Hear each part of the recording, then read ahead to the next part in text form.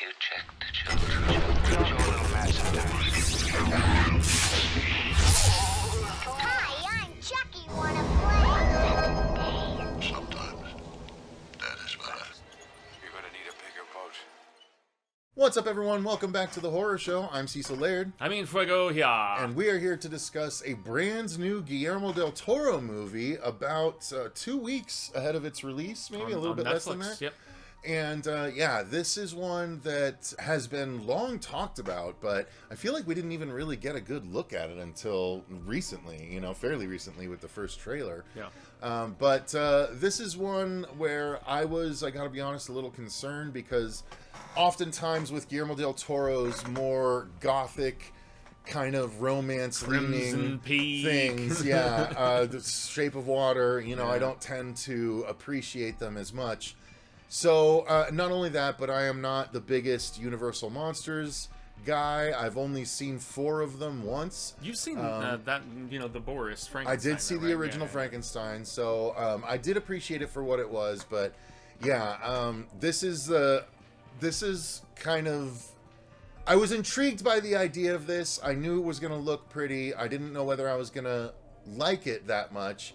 And after now having seen it as a 2.5 hour beast of a movie, one might ask yourself, because the original Universal Monster movies were hovering around an hour or so, one would ask, does it need to be 2.5 hours? And while my answer to that would be probably not, I will say that with complicated feelings about this movie... In your overall thoughts. In my overall thoughts, right? I have complicated feelings about this movie that I will expand on as we go. But overall, I think I loved it. I think I really liked the movie. I have a couple of gripes that I'm like, this was not good. This was kind of, really bad considering the movie that surrounds it. And that kind of comes down to the writing in a couple of areas. Which was by Guillermo himself, adapting the novel for screen. Fair.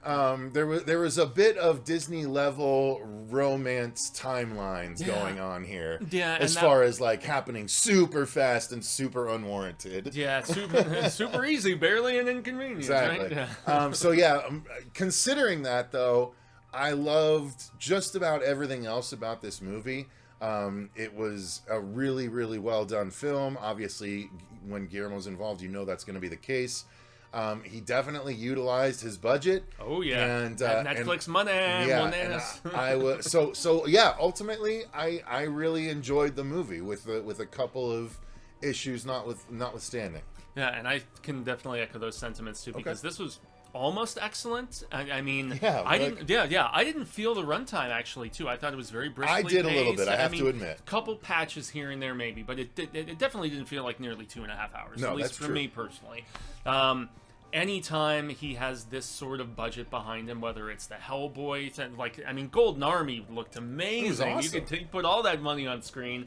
Mm-hmm. Similarly with even something like Pan's Labyrinth or all the way back to Mimic and Devil's Backbone. He's always been a filmmaker that's a Blade 2. He has such a great, diverse repertoire of stuff over the course of his career. And why am I blanking on the damn one that really put him on the map? Pan's Labyrinth. Pan's Labyrinth, yeah, as well. And being Spanish language, so... the almost excellence, and where it kind of deviates a little bit for me, is maybe a gripe that I even attribute all the way back to the Universal version, is that the romance stuff doesn't work for me. That's it's the really, writing that I didn't like. Yeah, and yet that's back to the source material from what I understand. Really? It's been many years since I've read the Mary Shelley, so I can't recall specifically, but it was definitely a thing in the Universal version of it, and it's really amplified a little bit more so in this one. But aside from that, the locations, the costuming, the makeup effects, and really the performance from Jacob Elordi as the monster, I thought was terrific, man. Oscar Isaac's great too. Mia Goth, she's a little more... I've seen her better. I agree with you there too.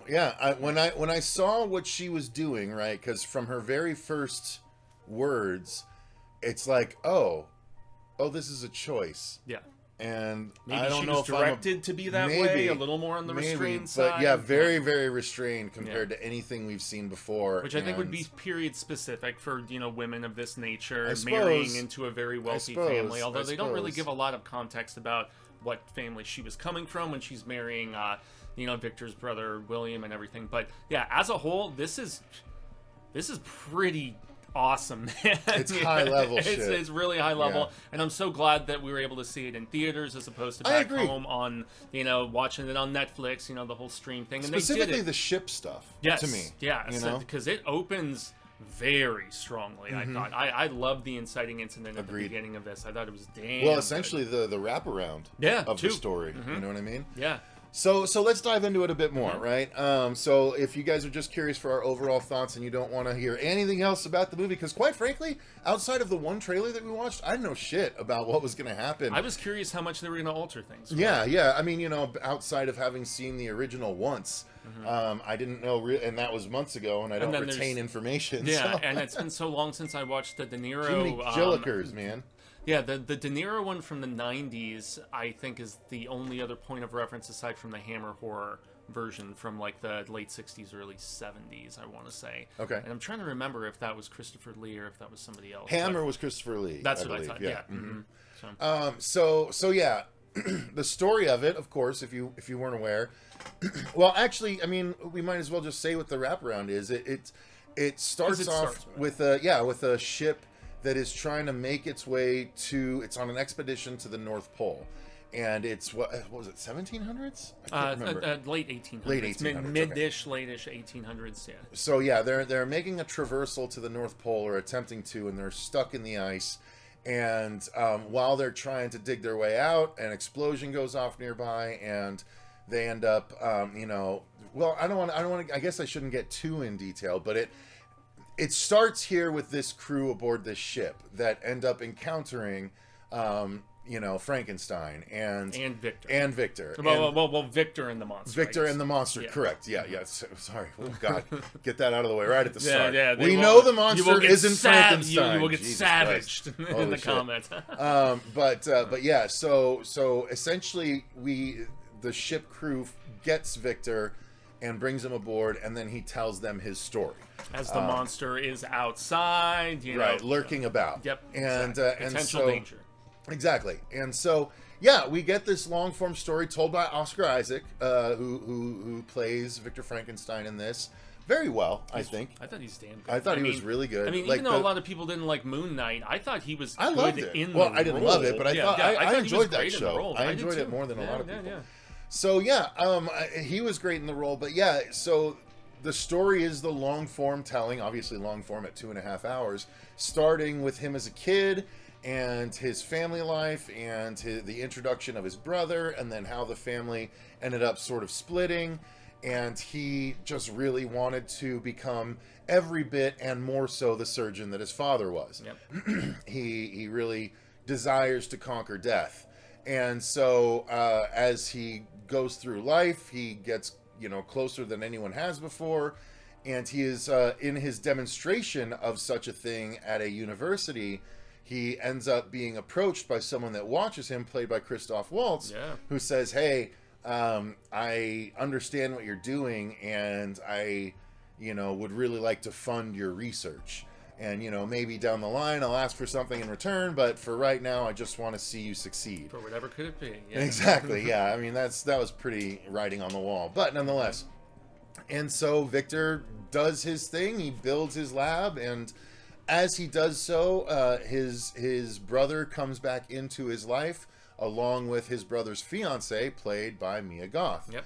And the niece of the Christoph Waltz character. Yeah, and so essentially there's the connection. And his brother is the one that helps construct the lab, while Victor is doing some thinking and is also distracted.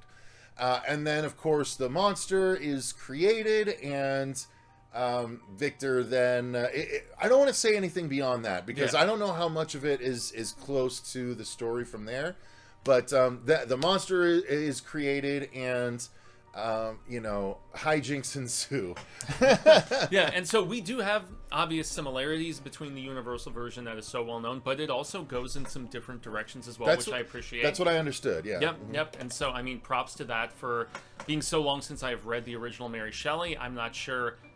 I mean, I know that they took liberties with the Universal version, obviously, more of the tragic sense with, certain things. But, yeah, I was very compelled by the story, even though it does maybe a little meandrous with some of the love triangle-y stuff that we've seen previously. Well, actually, maybe not even triangle. Without getting too much into spoilers or anything of that nature. But yeah, I thought that especially the backstory of Victor, the motivation of the familial stuff that makes him want to conquer death, I thought was very well constructed, and just the motivation of his character and everything. But yet they also got across the fact that this isn't like, two brothers at odds with each other. Like, you could really feel, and not just performance, but just the writing, the kinship that both of them still have despite being splintered from one another, which I thought was really well done.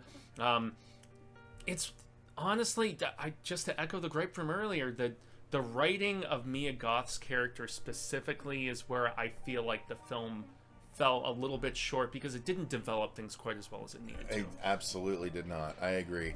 Yeah, that like the writing on both sides of what was happening with Mia Goth's character was frustrating to me, because it was surrounded by such high level stuff. Yeah. And I was just like, damn, like, wow, I'm not enjoying this part of the movie. Yeah, the real heart, so to speak, of it all. It's a father-son tale. Man, you just took the words right out of my mouth, which is cool though, because it's, and also being at odds with your father, and the brilliance, but yet also the oppositions and the differences of perspective and everything like that, and thinking that what you have created, whether it's a father making a son, having a child and a son that he's not connecting with as much as Victor's father does with William, the younger brother, which you see early on in some of those backflash sort of stuff, but yet also, or flashback. Exactly. That's my dyslexic moment for the day. But yet also Victor with his monster, and I thought, especially in the third act, without getting too much into it, I liked how they kind of found their way back. It was much more emotional than I ever anticipated it being, and then I've seen it done previously, honestly. And being a father, like, it actually hit me a lot harder than I thought it was going to. A tear didn't quite roll, but they were welling up. Yeah, they were welling up. I was getting to the point, and like, considering the story is Frankenstein, the fact that I got there was really impressive to me. Yeah. So, like, again, some of the writing was fantastic, but the writing around Mia Goth's character specifically was just not so good. Yeah. But yeah, story-wise, let's move into the acting, because Mia Goth, again, the one kind of weak point, but it's not her fault. It's the way she was written, clearly the way she was directed as well. So I'm gonna just take her out of it and say everyone else was really great. Yeah, I mean, Jacob Elordi, though, was stellar in this, especially under some of the makeup and prosthetics and everything. That'd be tough. Yeah, absolutely, man. And just the physicality of some of the stuff, and the fact that he's like in this prime physical condition. Crazy. And he's a tall guy, so he's like a tower. I had no idea he was that big a dude. Yeah, like, that's crazy. Yeah, I've seen him. I mean, he was in Saltburn, and I know he's in this. I know he's in the movie, the upcoming one with Margot. That's it's the next Emerald Fennel movie. Anyway, he's very talented, but especially once he starts to, because the monster talks in this, and I know Boris didn't really in the Universal version, and it just depends on the take. De Niro of the did, though, I believe. Yeah, it's been so long since I've watched that version, I can't recall specifics, but as the middle act happens and you start to see the progression of the intelligence, from the infancy to, I guess, what you would consider adolescence and bordering adulthood and everything. I mean, just the delivery of some of the lines, but also the physicality. So that dichotomy was just really impressive, man. And Oscar Isaac always brings it, in my estimation. So he fit right into this sort of gothic aesthetic with just the sort of dialogue delivery. I always love Christoph Waltz too. He's in a ton of the movie, but I mean, back to Inglourious Bastards and Django. I mean, he's just always great too. So yeah, he's awesome in a supporting role here too. So and even William, the brother, he's I mean, he's also more doesn't have a relegated ton to to the do. side, Yeah, yeah. you know. But you know, very solid in his regard too. So Mia, it's not any fault on her part in my estimation. It's just more so the fact that her character was a little underdeveloped in the writing process. So let's move into the filmmaking, right? Wow. I mean, all of this is Wow. is just incredible. Yeah. Guillermo is one of the best filmmakers out there. Quite frankly, he's just so reliably fantastic in his eye for, you know, dark beauty, you know, and the ability to showcase it, but also just every camera shot. It's very much, I feel like Guillermo is very much a good example of every camera frame should be able to be a still photo and live on its own. It's a phrase you've been mentioning in a lot of our reviews recently. Well, yeah, I mean, it's emblematic of really fantastic cinematography. Yeah, and there's one more simple one that comes to mind where there are shotgun blasts that go through a tent, and yet you could see Oscar's face through the blasts, and like something as simple as that, and I'm just like, that was framed so well. Like, great work with him and his DP to just put such a breathtaking film together, man. And also just the locales, you know, the location scouting, the places they chose to shoot. Yeah, the production design. I'm not sure where in Europe they did a lot of this. Now granted, there's a few shots that I'm like, okay, they look like they were maybe on a soundstage with some digital backgrounds and whatnot, I feel like there was a matte painting or two that I picked up on. Especially with some of the frozen bits, you know, with the crew and everything, but it still looked, it blended very well. It didn't stick out like a sore thumb as you see on some like lesser budgeted productions. Netflix money, man. So. Yeah. So all the, I mean, again, the production design, the set design, all of it, the costuming was really fantastic. Yeah, and I mean, some of these older, more gothic buildings, like this like mansion that is converted into a laboratory, the design of it, and there's a scene where they're attempting to harness the lightning in the second, in like the middle portion, and you know, Oscar is scaling this like during the storm. It's thrilling. It looks terrific, man. Really impressive. Indeed. And then there's some shots out on the ice too around the ship. Like at one point, there's a shot of a sled and their dogs. They're just like tiny, just going across the screen, and it's just the emptiness of Siberia, you know, or you know, the equivalent of it is crazy. And and then there's another beautiful shot where it's just the monster at like sunrise. The silhouette. That was the one I was about to like mention. Far away in the distance, but the only thing on the horizon with like the sunrise or sunset behind him looked so fucking amazing. Yeah, and the sun has a very like just key sort of bit within the storytelling as well from a visual standpoint that I thought was great. And it's funny too because it's used a bit as a play on words when it's first brought up. Yeah. Because I won't say more than that, but I was like, oh, I thought he was saying, that was probably purposeful. Well, the sun sets and it rises again, and can you die and things. Well, not of only that, nature but when he's too, first showing him, he's saying sun. And at first, I thought he was saying "son." Nice. Okay. So I was like, that was smart. Okay. Yeah. So again, a lot of the writing is really great, but it's Jesus. And also the makeup on the monster, I thought was very well put together. You know, just the different like just strewn together sort of pieces and everything, and also some of the gore that we get in this too. Like, there's a bit where like characters' heads are being smashed at times, and you see like brains and you know things coming out of the back, and then also the early demonstration that he does with just like a couple pieces. That was of incredible. A person I thought was awesome. It was so reminiscent of the 2010 Wolfman scene. I thought the same thing because a lot of people hate on that Benicio Anthony Hopkins that's film. great. I think it's pretty damn good. I mean, some of the CGI is shaky because of the era, I guess, but I still think that one is quite good as well. Yeah, but that scene was incredible. I loved it. I was like, are they really gonna do? I was like, fuck yeah. Yep, coming to life. So I guess sound design and score were the score had some well. Interesting elements of whimsy in the first act that almost felt like Burton's work with Elfman at times, where he's first getting everything together and his aspirations as he's building his massive I don't even know if you would call it a laboratory or something because it's so huge. Yeah. It's a mansion where he's just conducting experiments. He's converted it, basically. But yeah, I will say though, there's definitely a romantic theme that comes up, and I was just like, okay, all right, that's got to be there. But yeah, overall, the music and sound design were phenomenal. Indeed. Finally, effects. There was definitely a good amount of CG here, but especially with some of the animals. Yes. Yeah, which is the only time I didn't really care for it very much.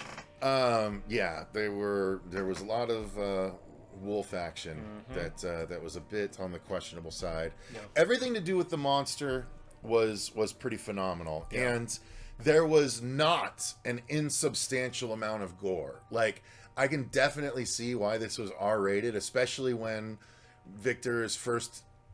Like, I don't recall seeing. Again, I've only seen the Mary Shelley Frankenstein with De Niro once, so they might have touched on it here. But I don't recall ever seeing Victor going and like gathering maybe gathering the bodies for the parts, but not necessarily gathering the parts for the body. It's an extended He scene gathers the bodies for the parts, but we don't see him usually gathering the parts for the body. And that was a lot of fun. That was where Guillermo was like, here's the horror. Yeah, it was a great montage, man. It totally was. And even the amount of gore on the ground, even just as characters are walking around in certain scenes, is crazy. Yeah. And even the scene before he starts procuring all of those pieces, like where they're out on the battlefield, I thought was just awesome. And you see the frozen horse with the soldier on top of it. And you and I both reacted to that particular image. We're just like, oh. Yeah. So there's a lot of visual poetry in this film.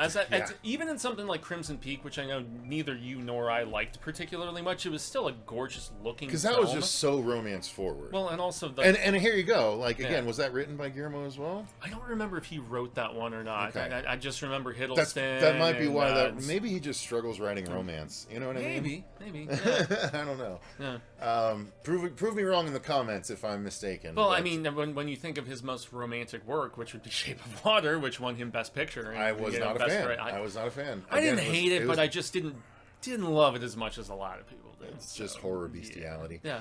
So love is love. Sure. Yeah. Oh man, I'm thinking of the South Park episode with Pete. I'm thinking about the South that would disagree with you. But anyway, that doesn't apply to whole South, guys. I'm not saying everyone in the South. Jesus Christ. You know, there'll be some comment be like, "How dare you say the whole South likes to?" But anyway.